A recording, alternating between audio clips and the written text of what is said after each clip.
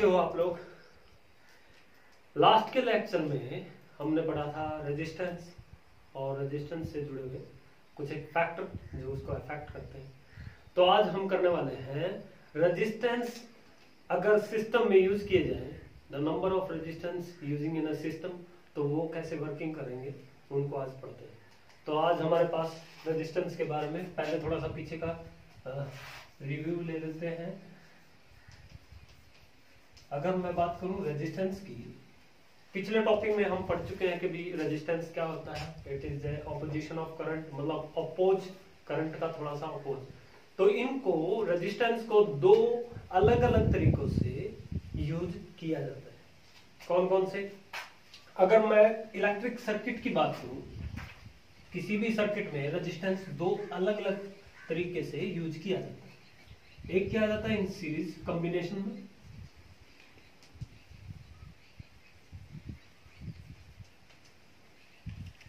और दूसरा किया जाता है in parallel combination.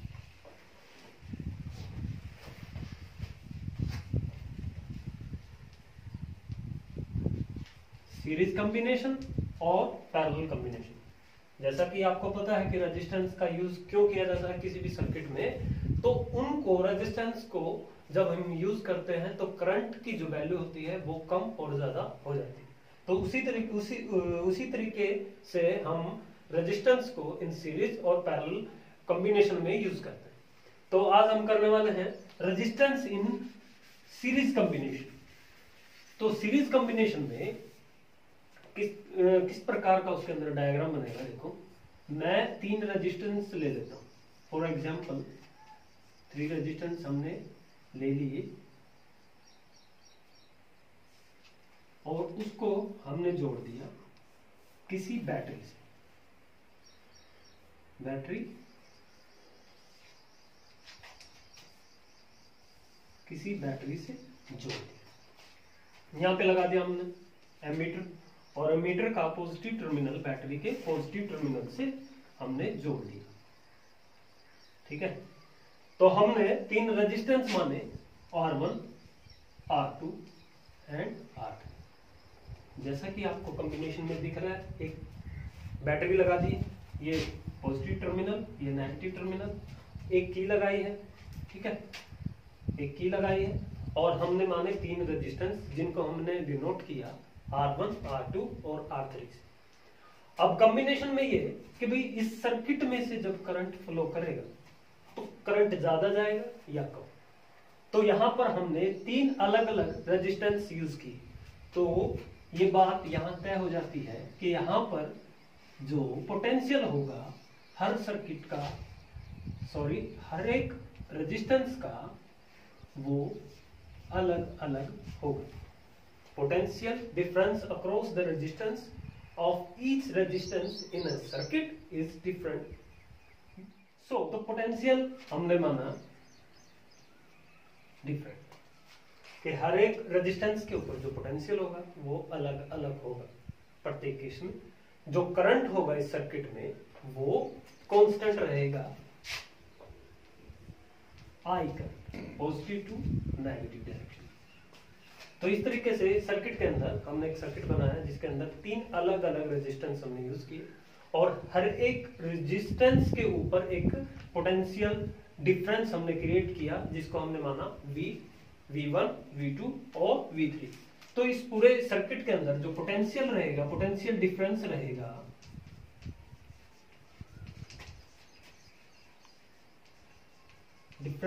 Potential difference, जिसको मैं मान लेता हूं V। वो किसके बराबर होगा? Total potential across the resistance, मतलब पूरा पोटेंशियल V1, V2 और V3। अगर मैं बात करता हूं ओम्स लॉ, तो ओम्स लॉ के अकॉर्डिंग हमारे पास एक इक्वेशन होती है V = I।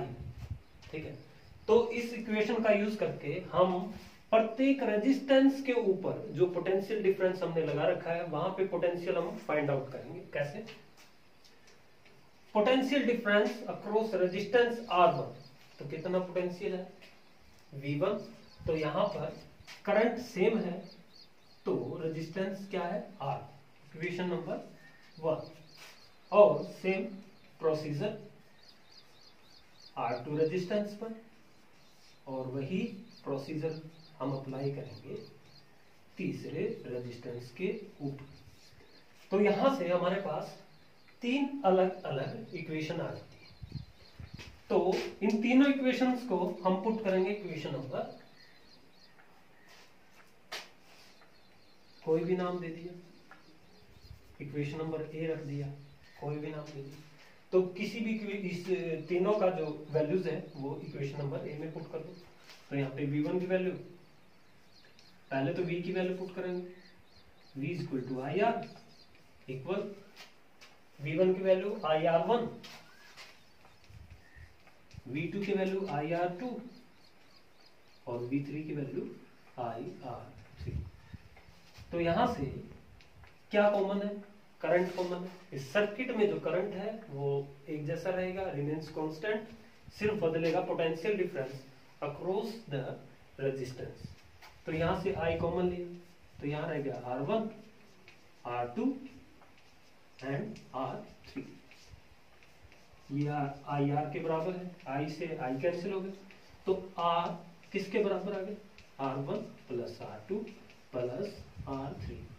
मतलब इस इक्वेशन से ये पता लगा the total resistance across the system is equal to equivalent resistance R, capital R के बराबर हम इसको लगा सकते हैं। मतलब ये किसी सर्किट में ये तीन अलग अलग रेजिस्टेंस जो हमने अप्लाई किए, इसकी जगह पे एक कैपिटल रेजिस्टेंस, एक रेजिस्टेंस जो इन तीनों के इक्विवेलेंट हो, वो रेजिस्टेंस यहाँ पर यूज कर सकते हैं। ठीक है, आ गया होगा समझ में? आई होप कि ये आपको समझ आ गया होगा। इस कॉम्बिनेशन को कहते हैं in series combination, in series combination, combination. ठीक है, तो इस तरीके से आप सीरीज कॉम्बिनेशन भी कर सकते हैं। इसके ऊपर एक एग्जांपल लेते हैं, एक न्यूमेरिकल। देखो, एक न्यूमेरिकल करते हैं इसके ऊपर। क्या है वो न्यूमेरिकल? देखो, एक सर्किट मानते हैं और उस सर्किट के ऊपर ये की हो गया, सर्किट के अंदर एक एमीटर लगा दिया, पॉजिटिव टू नेगेटिव, और इसके अंदर लगा दिया हमने एक लैंप, एक बल्ब मान या कोई लैंप मान, ठीक है, एक लैंप मान लिया। और मान लेते हैं कि भाई, चलो मैं क्वेश्चन लिख देता हूं, electric lamp of resistance 20 ohm and conductor resistance 4 ohm। तो इस सर्किट के अंदर जो आपका लैंप है उसका रेजिस्टेंस कितना है? 20 ओम, और कंडक्टर का रेजिस्टेंस मान लिया 4 ओम। ठीक है, और apply battery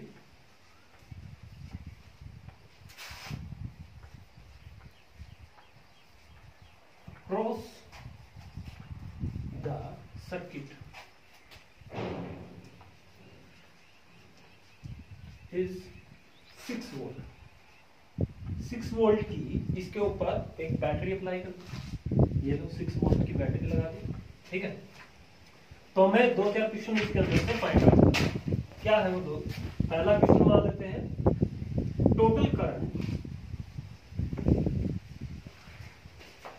in a circuit, circuit में टोटल करंट कितना होगा। ठीक है, दूसरा question current across each resistance, resistance के प्रत्येक रेजिस्टेंस के अक्रॉस जो करंट होगा वो कितना होगा। तो इसको सॉल्व करते हैं। सबसे पहले टोटल रेजिस्टेंस कितना होगा, टोटल रेजिस्टेंस कितना होगा, तो सीरीज कॉम्बिनेशन है तो R1 प्लस R2, तो टोटल पहला रेजिस्टेंस कितना है लैंप में 20 ओम, और दूसरा कंडक्टर का जो रेजिस्टेंस है वो 4 ओम है, 24 ओम, 24 ओम। तो total resistance across the system 24 ओम। तो इस तरीके से आपके पास क्या आ जाता है टोटल रेजिस्टेंस। तो हमने क्या निकाला, टोटल रेजिस्टेंस हम निकाल सकते हैं। टोटल रेजिस्टेंस कितना है हमारा 24 ओम। तो हमारे पास अकॉर्डिंग टू ओम्स लॉ एक इक्वेशन थी V = IR के बराबर, है ना, V = IR के बराबर। तो total current across the system जो हमने सर्किट बनाया था उस सर्किट के अक्रॉस टोटल रेजिस्टेंस जितना था वो कितना था 24 ओम, और वोल्टेज कितनी थी हमारी V 6 वोल्ट, तो वोल्टेज कितनी थी 6 वोल्ट। तो total current across the system तो कॉम्बिनेशन में था, तो टोटल रेजिस्टेंस टोटल करंट कितना आ जाएगा, वोल्टेज कितनी 6 वोल्ट और रेजिस्टेंस कितना है सर्किट में 24, तो 1/4 इज इक्वल टू 0.25 इतने एम्पियर है ना, 0.25 एम्पियर करंट इन सर्किट, एक सर्किट में इतना करंट है। अगर मैं वोल्टेज निकालना चाहूं सर्किट के अंदर, मान लो ये सीरीज कॉम्बिनेशन में थे, है ना, तो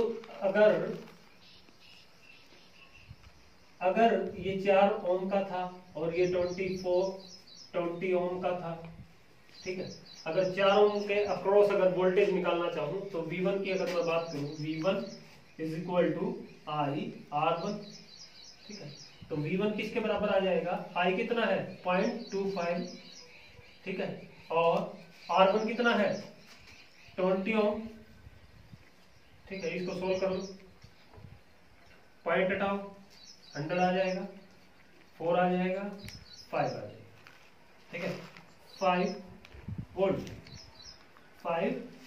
इस तरीके से आप V1 potential across the R1, मतलब R1 रेजिस्टेंस के अक्रॉस जो पोटेंशियल होगा वो 5 वोल्ट होगा, और potential across the second resistance वो कितना होगा IR2 आ जाएगा, ठीक है, करंट सेम है क्योंकि सीरीज कॉम्बिनेशन है तो करंट की वैल्यू 0.25 यहां से पुट किया हमने, ठीक है, और रेजिस्टेंस कितना हमारा 4, तो यहां से पॉइंट को हटाओ, 100 आ जाएगा, ये 4 ओम है, ये कैंसिल आउट हो जाएगा, तो ये आ जाएगा हमारे पास 1 वोल्ट, ये हमारे पास आ जाएगा 1 वोल्ट। इस तरीके से resistance voltage across potential difference across the each resistance हमारे पास ये आ जाएगा, ये 20 था, ये 4, तो दोनों के अक्रॉस जो पोटेंशियल डिफरेंस है वो इस तरीके से निकल सकता है। तो ये था हमारा सीरीज कॉम्बिनेशन, और सीरीज कॉम्बिनेशन में आप ये एग्जांपल अपनी बुक से कर सकते हैं, ये बुक के ही एग्जांपल्स हैं, आप अपनी बुक से प्रैक्टिस कर सकते हैं। तो आज के लिए सिर्फ इतना ही, बाकी करेंगे हम पैरेलल कॉम्बिनेशन अगली वीडियो में। Till that time take care, धन्यवाद।